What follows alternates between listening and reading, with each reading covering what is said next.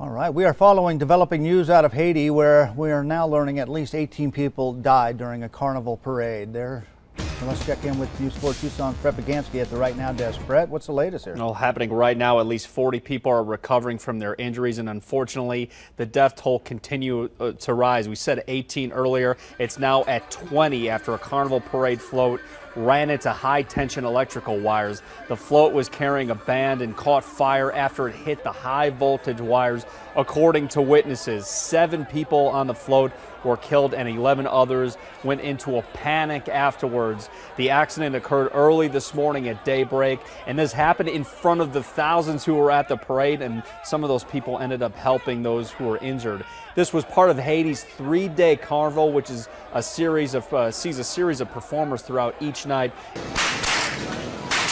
It's 3 days of celebration in Haiti. Very similar to Mardi Gras in New Orleans. The carnival celebration was in full swing in Port-au-Prince, with a parade underway just before 3 in the morning.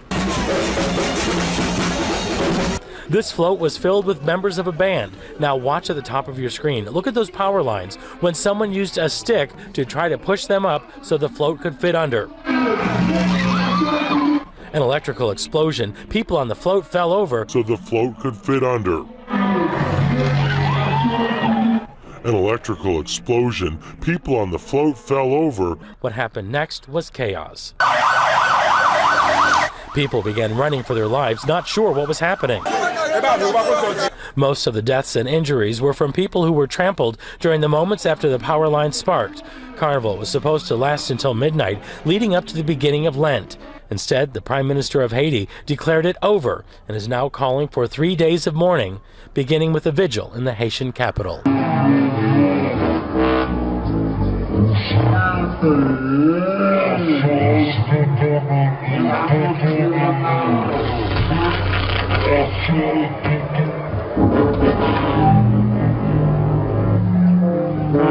Witnesses say 7 people were electrocuted on the float itself, while others died in the ensuing stampede on the ground. Ambulances ferried dozens of injured revelers to local hospitals as relatives rushed to find out what had happened to their loved ones. This doctor said that some people were in a critical condition, that they'd managed to stabilise them. They'd been given oxygen and others would be able to go home quite soon. In a message on Twitter, President Michel Martelly expressed his sincerest sympathies to the victims, and his wife Sophia visited local hospitals that were treating the injured.